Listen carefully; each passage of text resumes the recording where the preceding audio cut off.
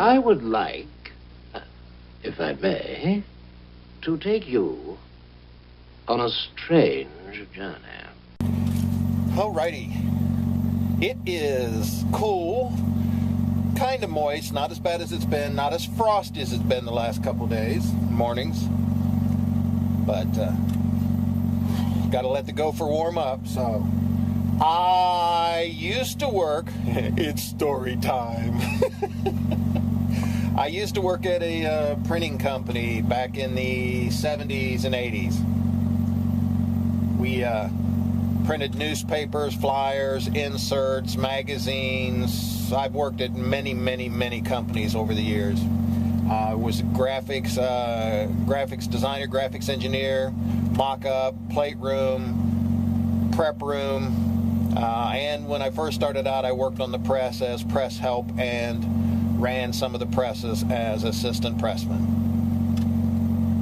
During that time, they would sell rolls of paper. It was an offset press, so they'd have rolls of paper, huge round rolls of paper, anywhere from 14 inches to 64 inches wide, some of them weighing upwards of 3 tons.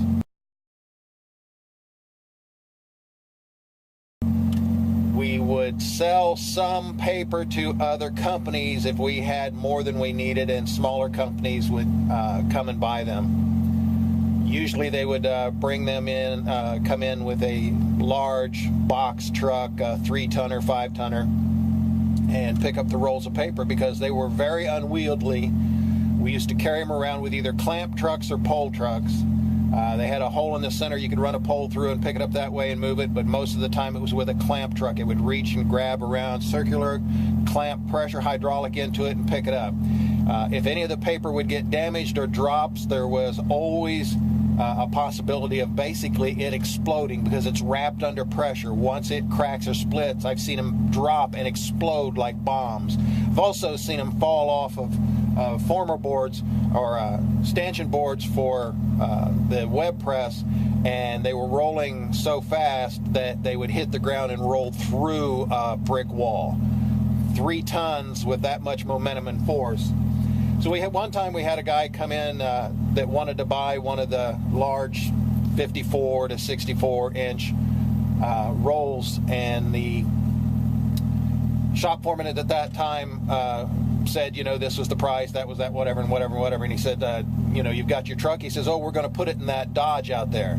He said, the foreman told the individual that the Dodge wouldn't haul it. It's more than that Dodge. That's only a 3/4 ton truck, and you're looking at almost 3 tons here.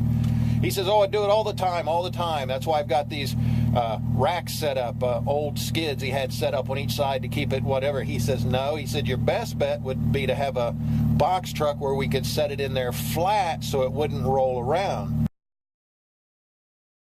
He said, no, just set it like that and whatever. So they argued for the longest time, and I guess the foreman just got tired of it, had the guy pay for it ahead of time, take care of all the paperwork and everything, and he went out with the clamp truck, turned it around, and set it down between the bed rails. He said the guy, he wanted to set it flat. He wanted to put the pallets down and set it flat so it would be even, because if you set it down round, all of that tonnage is in a 1-foot section. Instead of setting it down flat, it would be in a 4-foot section. The guy wanted it set down between the frame rails with these 2 racks setting up. They argued about that. I guess the foreman just got tired of listening to it, went out. The guy backed it up to the ramp. The foreman went out and drove the clamp truck out, set it down, and as soon as it touched the bed of the truck and the suspension started to collapse, he let go of it.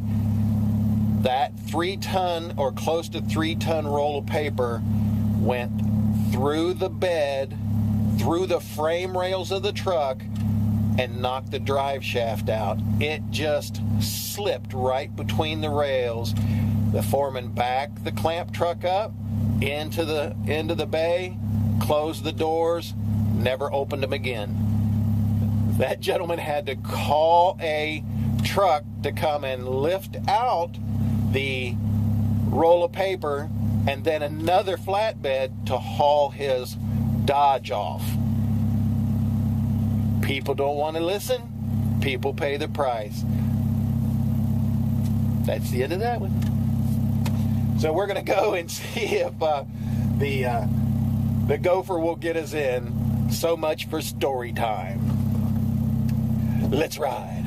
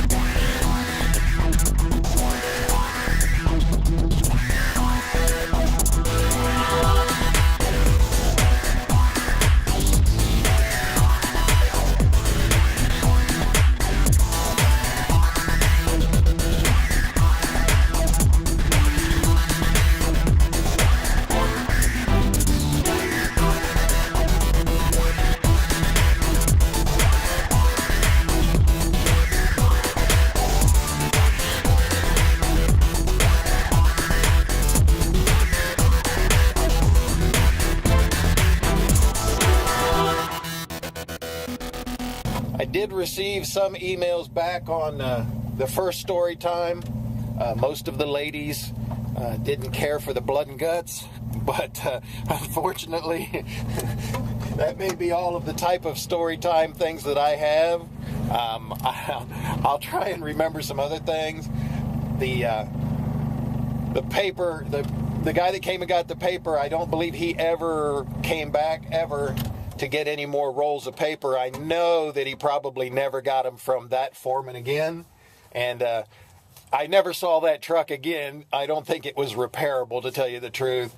But it was probably funny at the time with all the argument that was going on. But I'm sure it wasn't funny when they went to try and figure out how to claim it on insurance. So we're here. We're going to start our day. Email me, guys. Or make sure that you like and subscribe and make comments on YouTube. That way everybody can see them. So I'll see you. Damn, that was annoying.